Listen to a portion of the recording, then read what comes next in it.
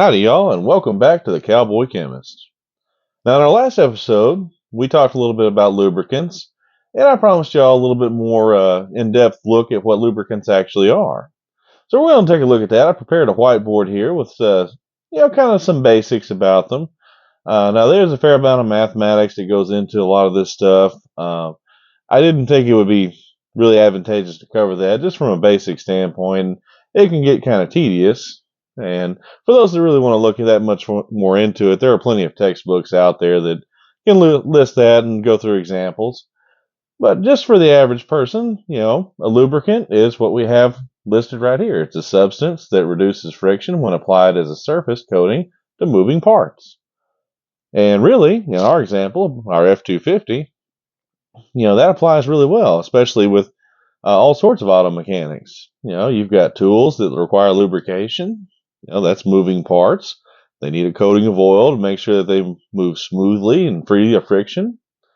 And in our example, we were talking about we had a clutch, part of a standard transmission, that requires friction in order to be able to operate. But if you put a lubricant on there, such as the motor oil, the oils category right here, it's not going to work. It keeps it from working. Now, lubricants can be broken up into three basic categories: oils, gels, and solids.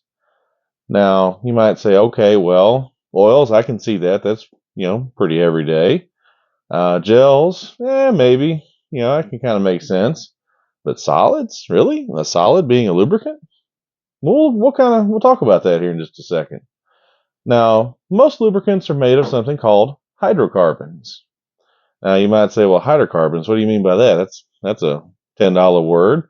And it's a chemistry term for anything that contains either carbon, oxygen, and hydrogen, and sometimes nitrogen and phosphorus. Now, most lubricants can be broken down using three different chemical properties. One is molecular weight. So if you remember on the periodic table, you have some carbon, for example, has a molecular weight of 12. Hydrogen has a molecular weight of 1, which is pretty easy, and so on. And so you add all those together, and then you have the weight of the actual molecule in question. And some of them can get quite large, depending on the size of the chain of carbons that you're dealing with. Another characteristic is polarity. So how positive or negative or nonpolar a substance is going to be. And then we have viscosity. Now, viscosity is the resistance to flow. So how easily something moves inside of a system based on temperature and pressure, a lot of times. That's going to dictate what kind of lubricant it is as well. Now, most of the time, we tend to associate those, like I said, with motor oils, or we can have, spray lubricants, that sort of thing. Now, most people don't often associate that with it, but lubricants can also be solvents, and they can be carriers too. So they can dissolve a certain amount of material in them, say like, carbon buildup from an engine. It'll pick that up and it'll hold it in solution at a given temperature and pressure.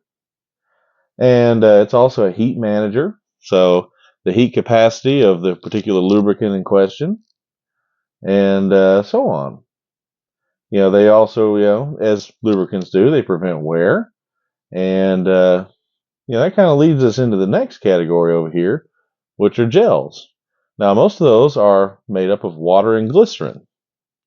And glycerin is a fairly natural product. And it's, usually made up whenever something is, whenever you have fats that are being turned into soaps, usually by sodium hydroxide, you'll have glycerin form at the top as a top layer to it. And then different thickening agents are added to it, like cellulose or xanthan gum. And then, they're mainly used for biological purposes. For example, we can use them in surgical procedures, to input different tubes or what have you.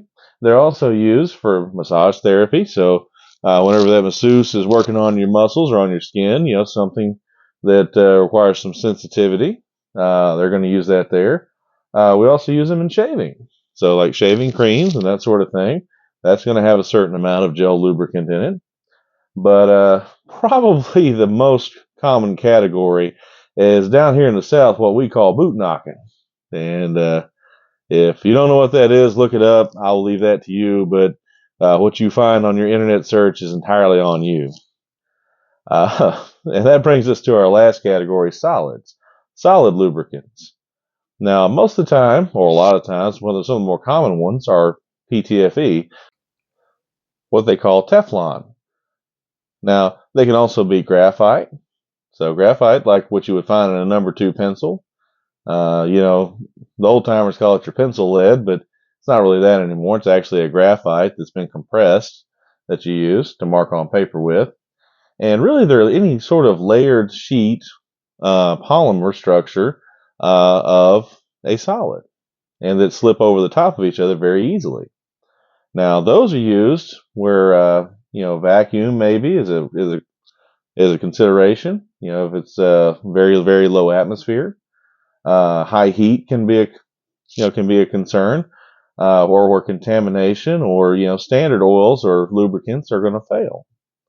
Now, for instance, some very high-end performance vehicles, they'll use graphite as a lubricant and run what they call a dry sump for an oil pan. And so they're just using strictly graphite to lubricate the movement of that crankshaft. But mainly where you see it used is in space vehicles. And that makes really a lot of sense given the considerations that and conditions that they typically work in, like we talked about just earlier. So, taking a look at all that, now you know a little bit more about lubricants. I'm Hank, the Cowboy Chemist, and we'll catch you on the next one.